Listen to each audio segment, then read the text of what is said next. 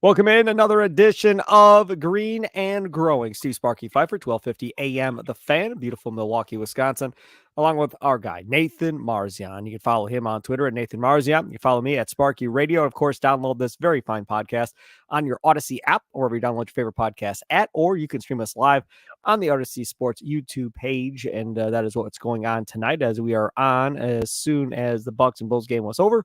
We're on doing our show. Bucks beat the Bulls 118-109.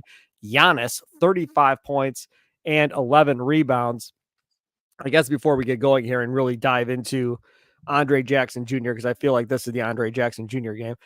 Before we dive into Andre Jackson Jr. and Marjon Beauchamp and those two guys play, overall thoughts, I guess, kind of, Marzion, on what you thought of this game. I really wasn't super impressed, to be honest with you, through about 3 quarters of this game, as far as how they looked and how they played. And then they finally put something together there in the fourth quarter, seemingly really without Damian Lillard. This thing kind of got going. Your thoughts on what you saw? I mean, I think there were definitely stretches in the first 3 quarters that impressed me, and there were stretches that didn't. I was happy with the first quarter. I mean, they were up 17 after 1.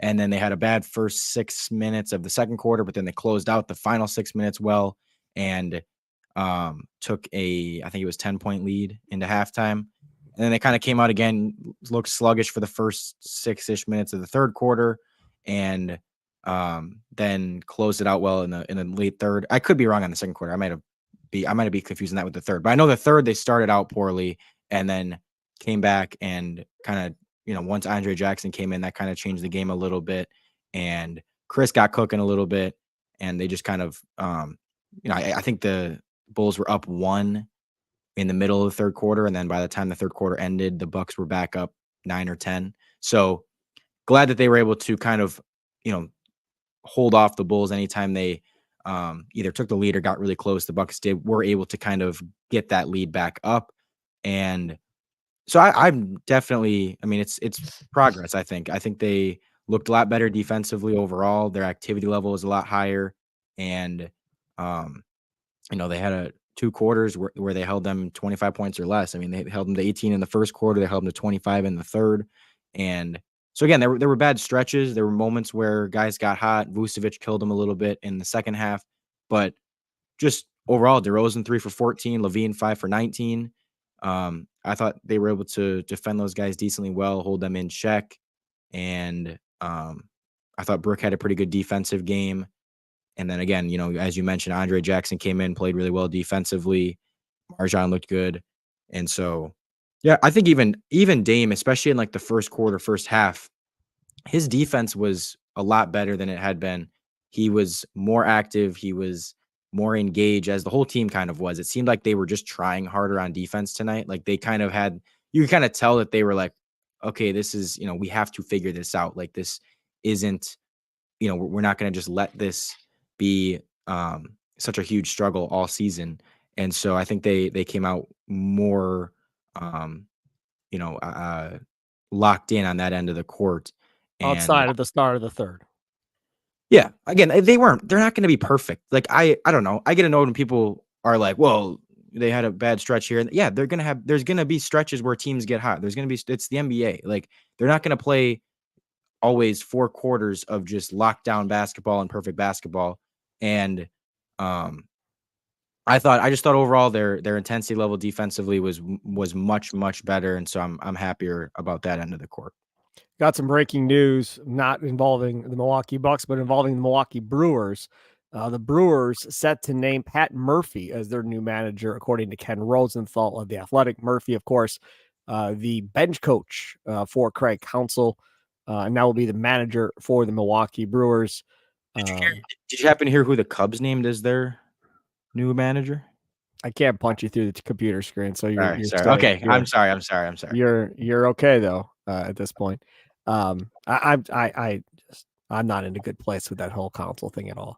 And I like Pat Murphy, and I get it. I don't know why an old dude like Pat Murphy wants to go through a rebuild with this team, but that's fine. And what's going to happen is Murphy will be the guy to sit here and downplay Council going to the Cubs, talking about how great Council is and everything he did for Milwaukee, and you fans got to remember that, and you shouldn't boo him, and blah, blah, blah, blah, blah. That's all I'm going to hear all season from Pat Murphy about how we shouldn't be mad at Craig Council. And to that, I say, to hell with you, to hell with him, to hell with everybody involved with Council. Okay, let's move back on to the Bucks.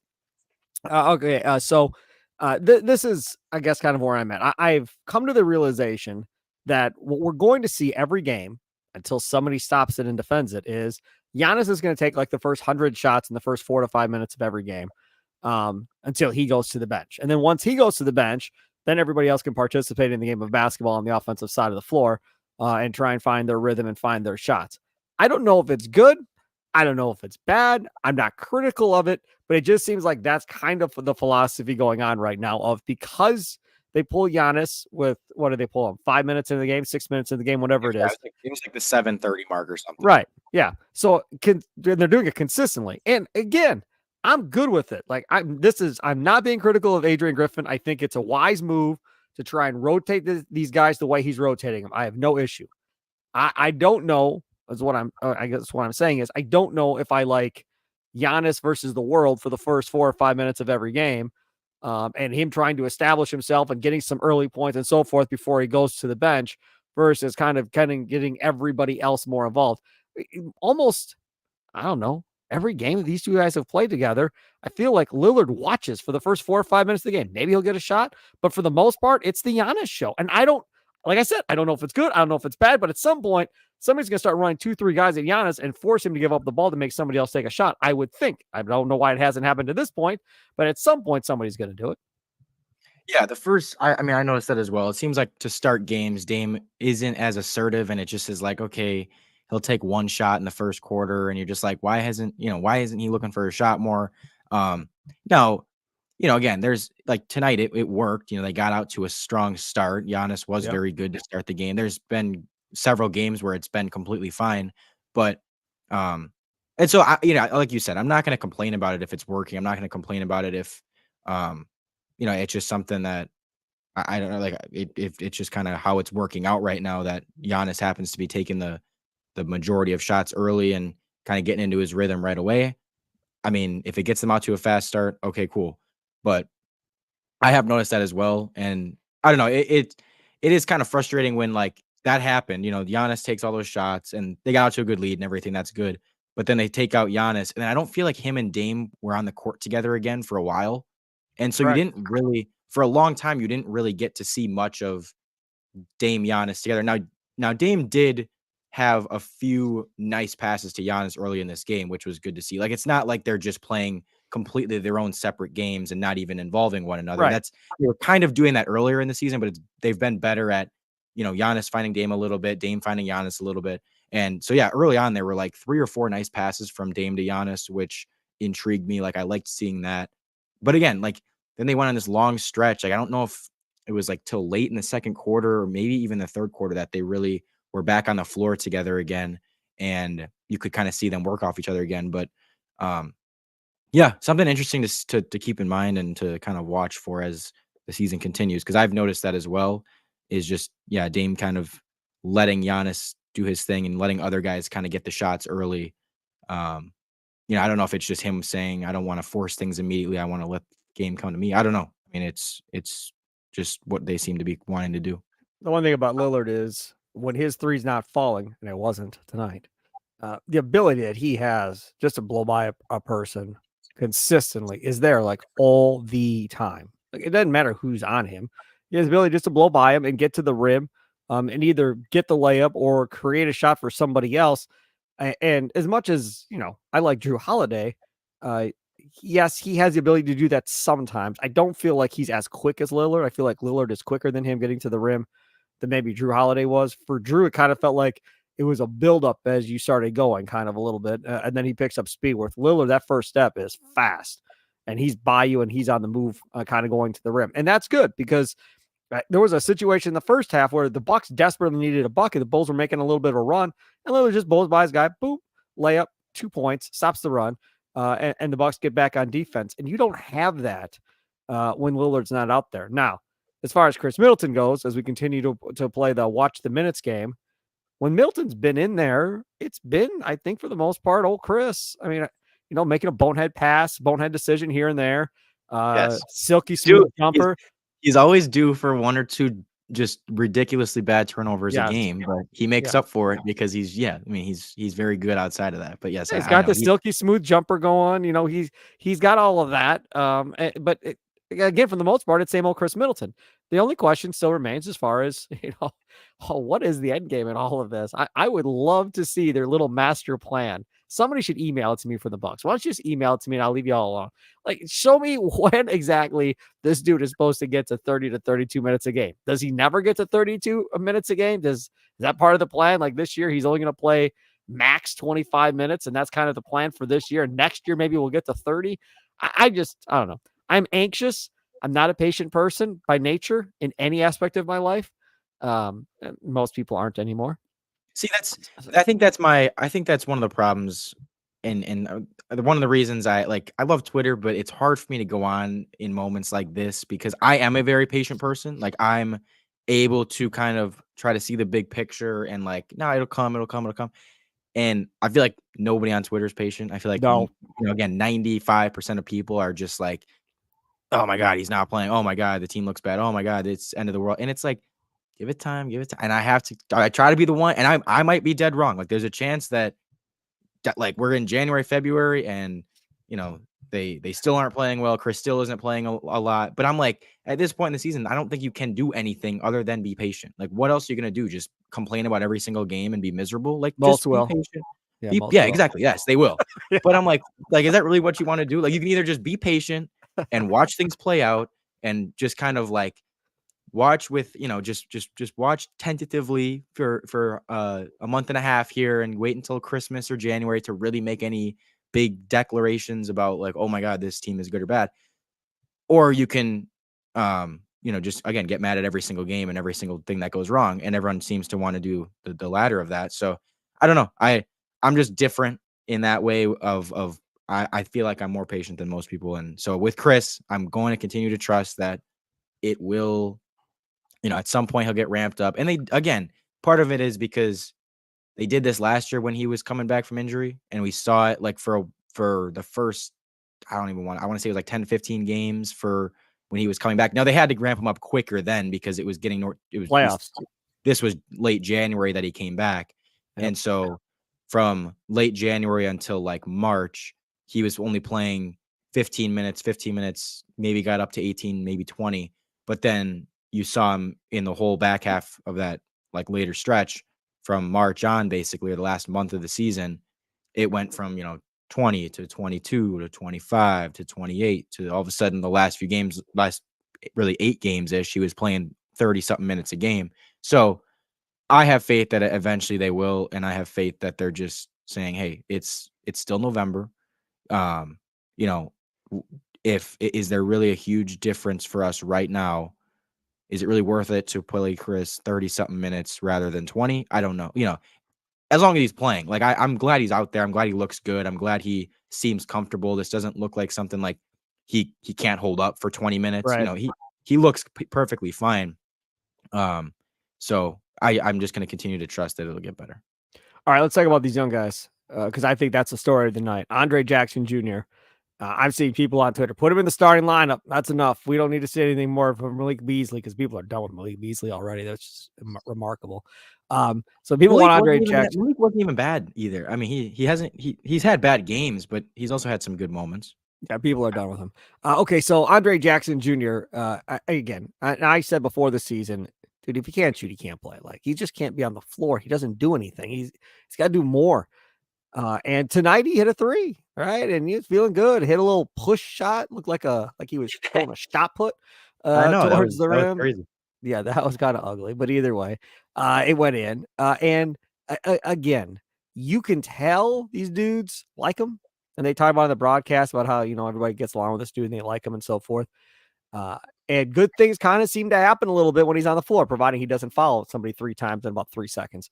So provided that doesn't happen again, he does provide some stuff. Good ball movement, harassing a guy, trying to get a steal on an inbounds. I mean, there's some good things to take away from Andre Jackson Jr. And with Jay Crowder out for 8 weeks, That's right. 8 weeks he's out. He's got to play. So here we go. This may be a blessing in disguise, with all due respect. I'm sorry, Jay Crowder is hurt for 8 weeks. That sucks. But it may be a blessing in disguise where, these guys want to get younger, more athletic, and longer and faster. This may allow them to get Andre Jackson Jr. and Marjon Beauchamp a lot more minutes than they were planning on. And maybe now all of a sudden they do become possible rotation guys here for the rest of the season if they both can prove it. Now we'll have to wait and see how this plays out, but encouraging things to be seen from Andre Jackson Jr. tonight, Nathan Marzion. Yeah, absolutely. And, when they drafted him, I was very intrigued with the pick. I didn't love it, but I was like, okay, I know that does a lot of good things. I know that he's a winner. I know that he makes winning plays. I know that he's a good defender. I know that he's, just a dog. He does everything but shoot the ball well. And he's not really a ball handler either. So he doesn't really handle the ball. He doesn't really shoot, but he can do everything else really well. I didn't think he'd be very useful right away. I'm like, okay, he's probably going to need a year, 2 years to really become anything of a rotational player, because again, he's just so raw offensively, as far as scoring. But right, with how this season's going, I didn't think going into the season, I'm like, he's not going to play much. I'm not going to be asking for him to play much. I'm not saying they shouldn't ever play him, but I just wasn't expecting him to be any meaningful player for us. But with how the season has gone so far, all of a sudden you're like, why not throw him in there? Again, with how bad the defense has been. And, when they made the draft pick, they had Drew, so the perimeter defense wasn't as much of an issue. But then once you make the Drew trade, okay, all of a sudden that becomes a bigger need, and you're left with, okay, who are our wing defenders? Who are our perimeter defenders? All of a sudden he's a name that you're like, when they're just letting someone torch you, you might as well throw him in there. And, he's been very good in his minutes. He stays in front of his guy very well. He's just a very good perimeter defender so far, and just a super, super smart player overall. I said right when I do my analysis of all the draft prospects, and the guy I compared him to was kind of quicker, more athletic, but not as good overall, Draymond Green. He does all those little things. He's a rebounder. Yeah. He's a rebounder. He's a defender. Yeah. He's a rebounder. He's a defender. He's a pest. He's a good passer. He's very high IQ, but he's not the best shot creator or shooter, but he still can make a ton of winning plays and be a hugely impactful player even without that. That's kind of how I compared him. And so far, he's kind of been a poor man's Draymond with how he's played, where it's just okay, offensively he's doing some decent things, and defensively he's just been a difference maker. They just look like a different team when he's on the court, and his energy is very much felt.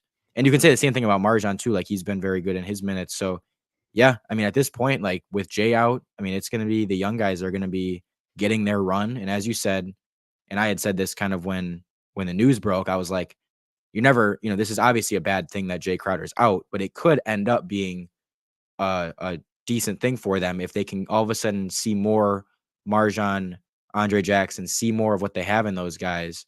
And, as long as Jay comes back and is still looking good and everything by January or whenever he's supposed to get back, then you should be fine. And you can at least now get more run out of those young guys that you might not have gotten before. So definitely happy with what we've seen from them. And yeah, again, no reason at this point not to give them minutes moving forward, when kind of coming into the season, you weren't sure if they were going to be how many minutes they were going to be playing, but the way things have unfolded, they need to be playing minutes. Have we ever seen another guy as young as that dude wearing a back brace when he's off the floor? What the hell was that all about? He goes off the floor and they wrap it looked like a back brace around the midsection of his body. What was that? I didn't see that. Has somebody else ever worn that? If you got the game on your DVR or when you watch the replay of it, watch it. He comes out on the floor all excited about Beauchamp hitting a shot after that. He's got this big black brace wrapped around his midsection. Again, I'm an old guy. That looked like a back brace to me. Maybe it's not. Maybe it's some type of core workout or something with vibrating balls or something in it to help him get abs or something. I don't know what it was. It looked like a back brace. That's all I'm saying. That's what it looked like to me. If y'all, think differently and you're on the Odyssey Sports YouTube channel right now as we're live streaming it, feel free to leave a comment and tell me what you think it is. But it looked like a damn back brace. I'm going to focus on Beauchamp a little bit. Beauchamp, during the preseason. Because look, when I'm wrong, I'll say I'm wrong. No big deal. Didn't look any damn different to me in preseason. And I told this to Marzion. I said, man, it don't look no different. He's the same dude as he was last year. Where did he improve? All this work and going to Greece with Giannis and this and that. Well, how did he get any better? Because he didn't look any better. He looks better now. Last couple of games, that 3-point shot, I'm not to the point of thinking when it goes up, it's definitely going in. I'm not there yet. But now when it goes up, I'm not fearful that, oh boy, he took another damn three. What are you doing, man? Just go to the rim, quit shooting threes. He's hitting them at a pretty consistent rate right now from outside. And if he ends up becoming a 3-and-D type player, if that's what Beauchamp becomes, that is a huge thing for this Milwaukee Bucks team. A huge thing if he can be that, because in transition, he can get out and run. He can play above the rim. He can do all that fun stuff you want these young guys to do. But if he can knock down the three and be long and defend, that's a big bonus for Adrian Griffin and that coaching staff. Yeah, and I've been mainly aligned with you on, like, I never hated Marjon. I never was like, this guy should not play any minutes, but I was very skeptical that he could be a super impactful player for us and really play like meaningful minutes later in the season. Right. I kept saying, I said all offseason, he should be playing 20-ish minutes a game off the bench. And, I don't expect him to be anything special, but I expect him to show some flashes, but be very inconsistent and not really be like a consistently impactful, playable guy. But I was like, if he is, then you can talk about maybe moving him into the, like playing with the starters and starting lineup and stuff like that and locking him into the rotation. But I didn't expect that coming in. And yeah, he's impressed me. Like I'll gladly be wrong on that as well. So far, the 3-point shot's been there, and defensively he's looked good. And this wasn't even like his best game or anything. He's had several games better than this one, but he was 2 for 4 from 3, hit a couple, I think it was in the third or maybe the fourth, I don't remember. And yeah, again, playing good defense. So yeah, I'm very pleased with what I've seen from him. And like, we've needed that, we've needed another guy that can play decent defense, hit some shots, and just be a playable guy. And so to have that, and if he can continue to be that moving forward, having him on a cheap contract, if he can give you playoff minutes this season, like that becomes all of a sudden a huge, huge value for you. And, again, something I did not expect. So I am very pleased with Marjon. Bucks win this one 118-109 over the Chicago Bulls. Giannis, 35 points, 11 rebounds, 500 3-pointers made for Giannis on a pretty ridiculous 3-point shot. Let's be honest, probably pretty lucky, but either way, he hit it. Acted like it wasn't lucky, but he's better. I mean, that's a high percentage shot for him. He's like KD. When lightning strikes, y'all just go on with the podcast. So I do want to get into Khris Middleton passing Michael Redd on the all-time scoring list for the Milwaukee Bucks, because I have a question. We'll do that coming up next here. Green and Growing podcast, streaming live on your Odyssey Sports YouTube page. Download it on your Odyssey app or wherever you download your favorite podcast at. All right, let's continue to talk about the Milwaukee Bucks. They get the win against the Chicago Bulls. Khris Middleton passes Michael Redd on the all-time scoring list. And I found myself on my couch in my living room debating myself the rest of the half whether or not I think Khris Middleton is better than Michael Redd or not. Then I started debating myself of whether or not I think Khris Middleton is a better fit for this Bucks team than Michael Redd, or if Michael Redd would be an actual better fit for this Milwaukee Bucks team currently with Giannis and Lillard and Lopez and so forth. So I figured this would be a fun question to ask. Who would you rather have on this current Bucks team this year, the 23-24 team? Not last year's, not the NBA championship team, right? Not who would you rather have on any random team, Redd or Middleton. We're not going to play that game, because I think both of these guys are better in different situations for what they do, because they're different type of players to a certain degree, I guess. Michael Redd, an Olympian, right? Middleton's done that.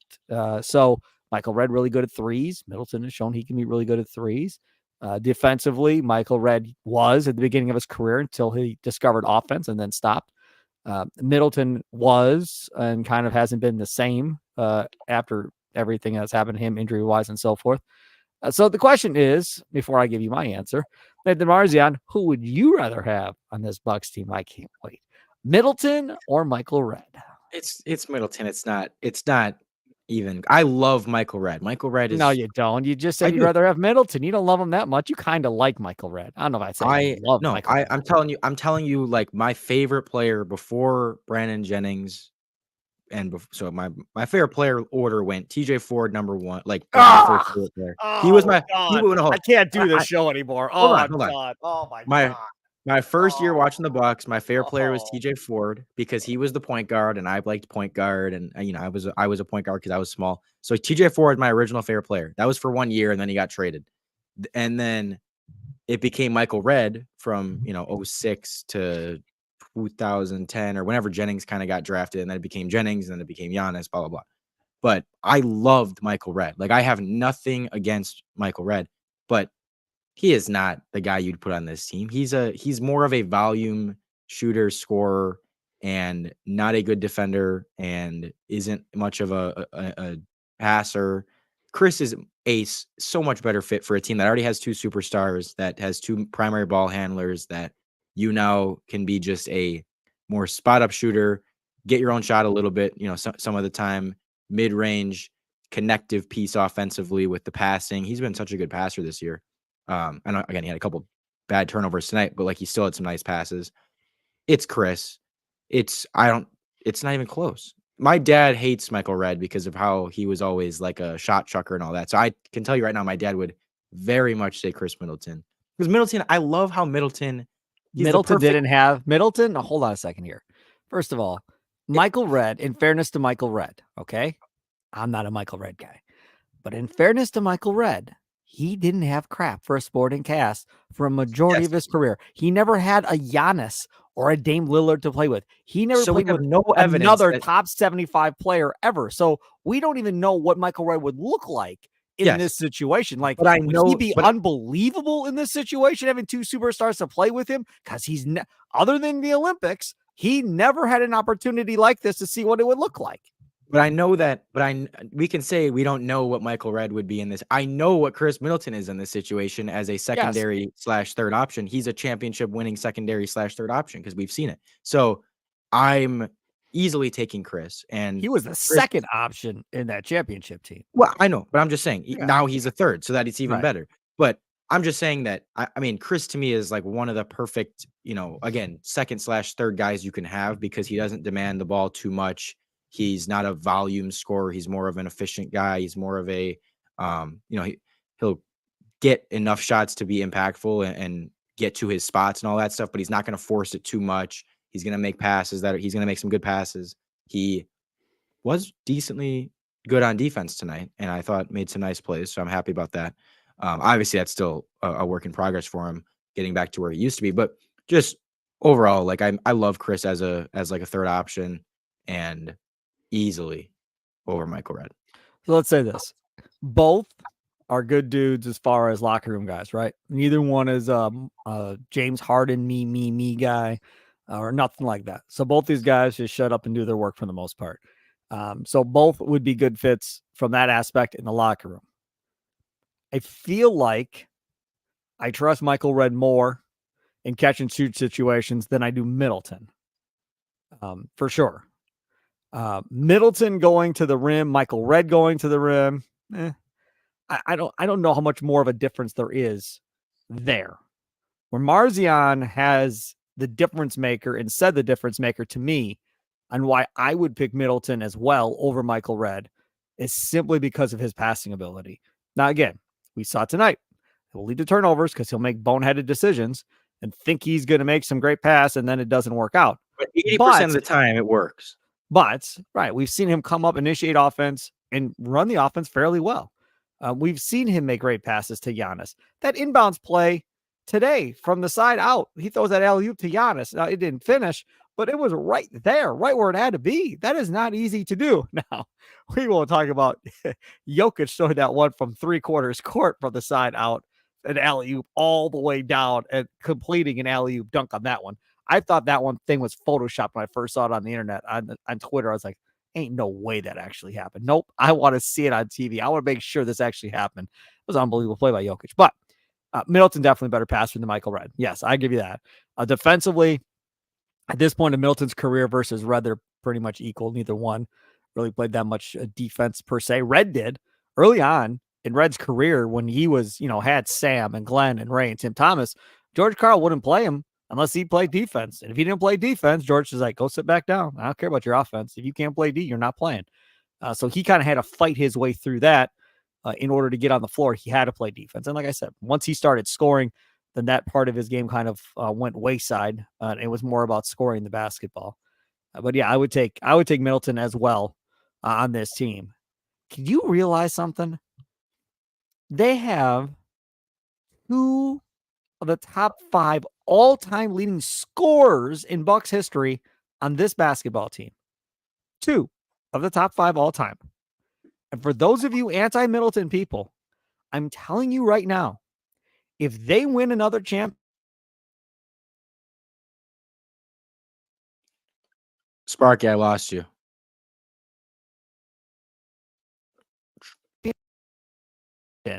but I'm telling you, if they win a second championship, Khris Middleton's going to be in the Pro Basketball Hall of Fame. Now, all you people that hate Middleton are not going to like that, but that's how it's going to be, right? I mean, Michael Jordan, Scottie Pippen, they went together. Middleton is that Pippen to Giannis, or as Pippen was to Jordan, Middleton is that to Giannis, and he's going to roll right behind him at some point here. I think they got to get 2, though. I think going now, I don't know if he gets in now, currently as we sit today. I'd have to look at points and all that other stuff compared to other guys that are in the Hall of Fame. But I think if they win 2, Middleton's in the Hall of Fame. You agree or disagree with that, Nathan? Uh-oh. I don't hear. Am I good now? It's all right, though. There you go. Wait, now I got you. Go ahead. I had to unplug my mic for a sec because I lost you and then I was muted. So anyways, but Khris, not right now. He's not in the Hall of Fame, but if they win another one and he plays well and he's a big, factor in the championship, then yes, I think he would be. And, again, just when you take into account, like just the longevity and like everything that he's done, for now 10 plus years with one organization, like I definitely think that he'll be up there. And yeah, it's gonna make a lot of people mad when his jersey is up in the rafters of Fifer Forum till the end of time. But screw the haters, he's earned it, and like it's not. I mean that one's not even a debate. Like he is going to be in the rafters. It's not close. But yeah, I cannot wait for that day though. Yeah, I enjoy the fact that Giannis will be up there. And not Ray Allen. I enjoy that tremendously as well. He is my guy, Nathan Marzion. You can follow him on Twitter at Nathan Marzion. You can follow me at Sparky Radio, Green and Growing Podcast.